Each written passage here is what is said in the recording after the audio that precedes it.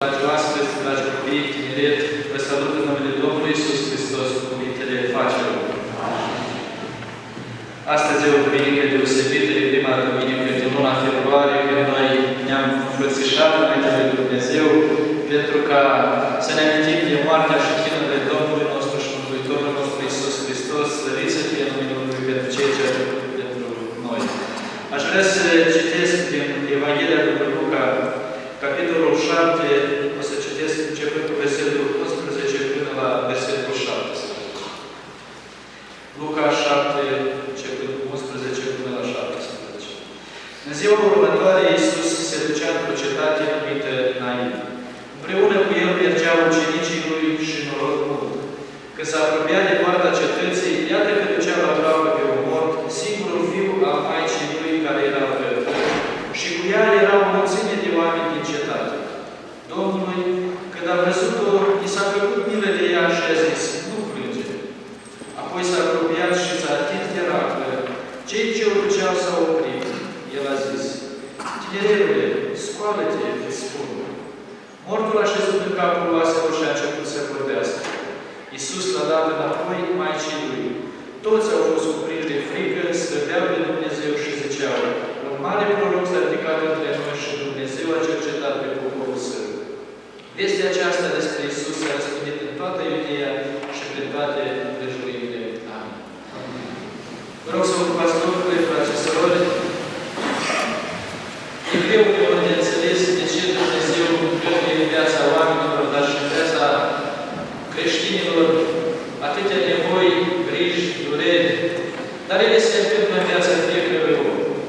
Așa după cum a vorbit și fratele Iu anterior, Dumnezeu a permis chiar și în viața neprihănitului Iov ca să intre durerea, să intre necazul.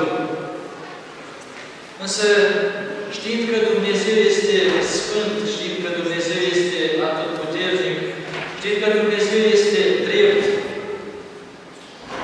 este nevoie și este foarte important ca să știm că Dumnezeu este și plin de îndurare, Dumnezeu este plin de dragoste, este îndelung răbdător și este plin de mil. În acest pasaj, în acest fragment citit, aș vrea să evidențiez și să mă opresc la versetul 13, care spune că Domnul Iisus Hristos, când a văzut-o pe această mamă îndurerată, i s-a făcut milă. Avem un Dumnezeu plin de milă, frați și surori, dragi oaspeți, un Dumnezeu care permanent își revarsă, așa după cum am cântat noi în cântarea anterioară, își revarsă peste noi neîncetat din dragostea Lui și din harul divin.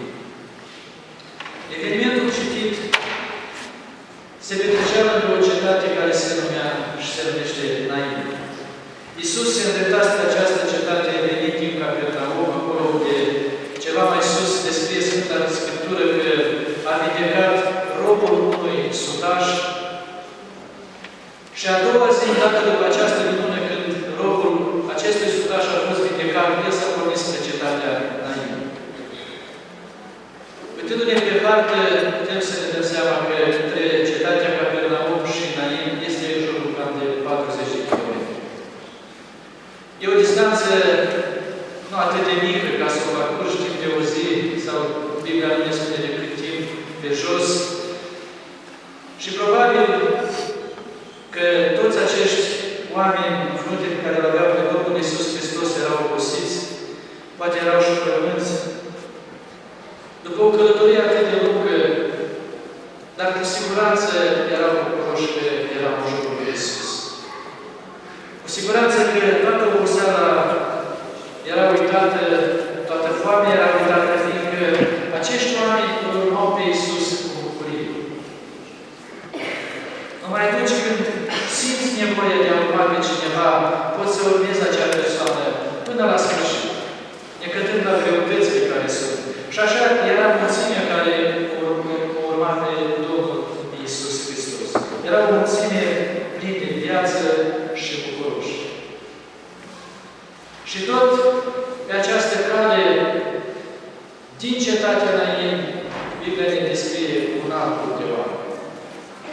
Un grup de oameni care erau îndurerați,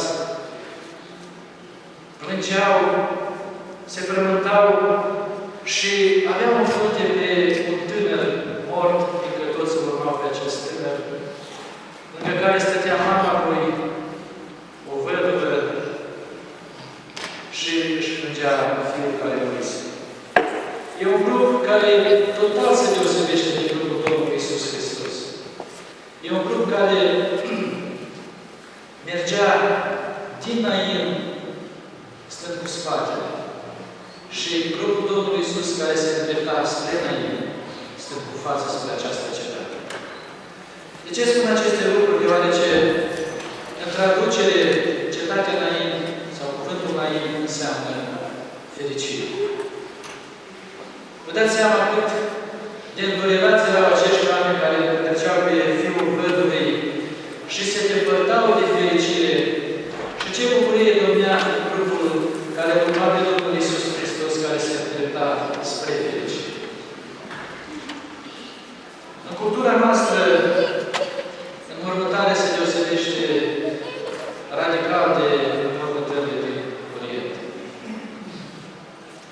Probabil sufletește există aceeași durere, cu siguranță există aceeași durere, dar durerea în cultura noastră nu este atât de mult exteriorizată. La noi se plânge mai puțin, plâng mai puțin oameni, pe când în cultura Orientului Mijlociu, durerea aceasta este exteriorizată foarte mult.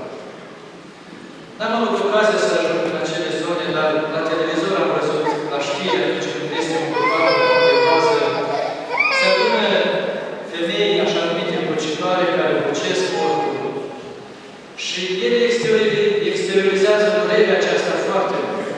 Își smulg părul de cap, își smulg hainele, se culcă pe jos. Deci este niște acțiuni care noi greu le înțelegem. Dar așa este cultura acelui popor. Și probabil aceste lucruri se întâmplau și în grupul unde în frunte era zăcea mort. Două mulțimi de oameni. În un grup domnea pacea și liniștea, în alt grup domnea durerea și plânsul. Frați și surori, Iisus trecea pe lângă și aceste două mulțimi, la un moment dat, se întâlnesc. Istoria ne spune că din cetatea înainte există doar o singură poartă. Respectiv, ca să intri și să ieși, trebuia mai decât pe aceste poartă. Și aceste două grupuri se întâlnesc. Iisus nu acordă nicio atenție mulțimii, dar se apropie de mama îndurerată, care plângea amarnic, fiindcă nu mai avea niciun sprijin în familia ei și nu-și mai vedea viitorul pe acest pământ, fiindcă ne spune că era văduvă și acest cuvânt ne spune că puțin înainte și îngropase și soțul. Și acum aș îngropa și fiul care era cu sprijin după ce îi murise soțului. Și nu este greu să ne imaginăm starea în care se afla această mamă. Era o stare de depresie, o stare în care femeia nu-și mai afla locul. Și în această stare, ea simte că de ea se apropie cineva. Cu siguranță n-a înțeles cine, fiind în durerea ei, dar se apropie cineva și îi spune cu un glas blând, nu plânge. Știți, aceste cuvinte cu siguranță în acel moment sunau stranii.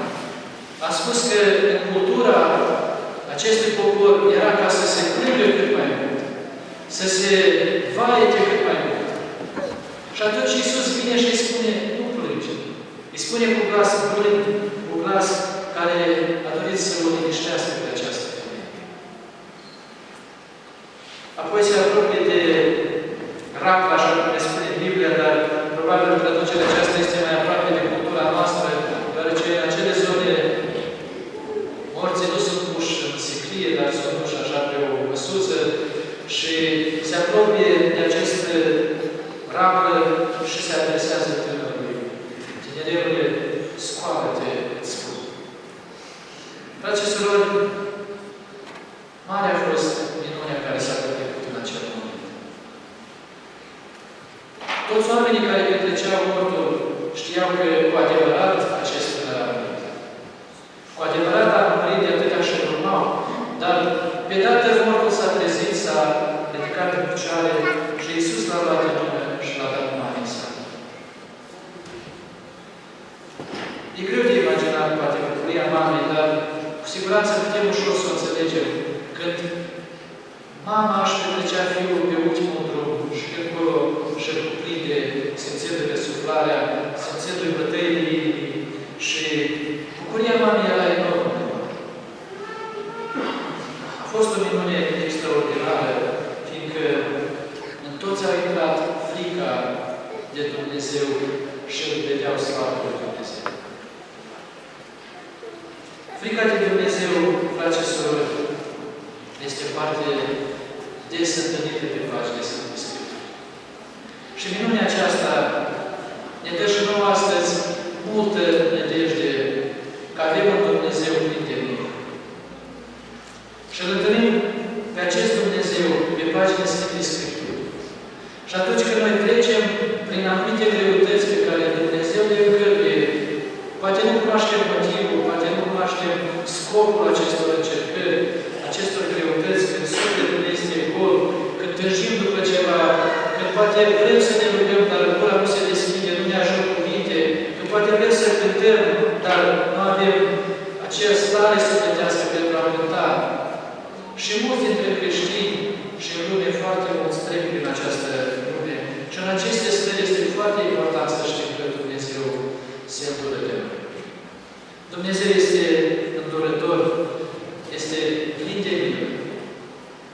Și să nu uităm niciodată în aceste clipe, fiindcă ziua de astăzi ne face des să trecem prin așa stări, ca să nu uităm că Dumnezeu ne părăsește niciodată.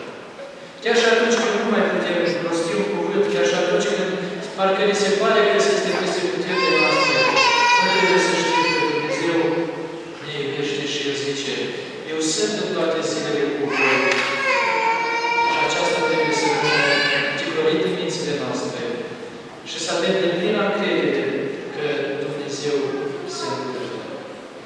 Mulțumit fie lui Dumnezeu că El este milos. Este milos fiindcă avem nevoie de această milă. Dacă Dumnezeu ar fi doar sfânt și doar drept, nimeni dintre noi probabil nu ar sta în picioare înaintea Lui. Dacă Dumnezeu ar acționa după cum noi trăim, probabil că nimeni dintre noi nu ar răsufla în acest moment. Dar Dumnezeu își arată mila față de noi și noi avem nevoie de această milă. Avem nevoie că dreptatea lui Dumnezeu să fie amestecată sau chiar acoperită de mila Lui. Și aceasta se întâmplă cu fiecare dintre noi. Și ne bucurăm de harul lui nemărginit și de harul mântuirii pe care El ne-a dat în dar. Dragi surori, noi avem nevoie de mila. Dar lui Iisus Hristos i s-a făcut milă de această femeie, văzându-i durerea, văzându-i plânsul care l-a arătat această femeie. Și noi, ca să obținem mila lui Dumnezeu, este nevoie ca să ne plângem păcatele noastre. Este nevoie ca noi, cu toată ființa noastră, să venim și să stăm înaintea lui Dumnezeu. Și fie că plângem cu sufletul, fie că plângem și exteriorizat, noi trebuie să ne plângem păcatele noastre. Dar nu este nimeni drept în fața lui Dumnezeu, fiindcă Biblia ne spune că fiecare om este păcătos înaintea Lui. În fața Sfințeniei lui Dumnezeu, fiecare om este păcătos. Și de aceea fiecare dintre noi avem nevoie ca să ne plângem păcate. Fie făcute cu voia, fie făcute fără voia noastră, dar este nevoie ca să ne plângem. Și atunci când noi plângem aceste păcate, mila lui Dumnezeu se coboară peste noi. Și noi suntem iertați. Și Dumnezeu ne dă bucuria în suflet. Și Dumnezeu ne dă această bucurie care ne face să cred de acolo unde am crezut și să mergem mai departe. Mila lui Dumnezeu este mare. Și El este gata să o dea fiecare. Să vedea mie, să-ți o dea și ție, doar dacă venim și plângem înainte. Frați și surori, astăzi vrem să ne amintim despre moartea Domnului Iisus Hristos. Și în fața de stau aceste simboluri, pâinea și vinul. E momentul ca nici într-o altă zi noi să venim și să ne plângem păcatele noastre. Este nevoie ca noi să venim în rugăciune și să spunem, Doamne, te rugăm să ne ierți. Să ne ierți că nu am fost după voia Ta în lucrul acesta, în acesta, în celălalt. Doamne, îmi plâng păcatul și vreau ca să fiu înaintea Ta. Prin sângele Domnului Iisus Hristos, văzut ca sfânt. Nu sunt sfânt, dar vreau ca ochii Tăi să mă vadă prin sângele Domnului Iisus Hristos, așa cum nu vrei. Sunt aceste cuvinte pe care aș vrea eu să le spun și te îndemn ca să le spui și tu. Fiindcă Dumnezeu nu iartă și nu obosește iertând și nu obosește să-și arate mila. Eu vă chem în această dimineață ca noi, înainte de a participa la cină, să ne ridicăm în picioarele noastre și să înălțăm către Dumnezeul nostru această rugăciune. Doamne, ne plângem păcatele noastre și suntem gata ca Tu să ne ierți. Să venim cu rugăciune înaintea lui Dumnezeu, ca Dumnezeu să-și arate mila față de noi.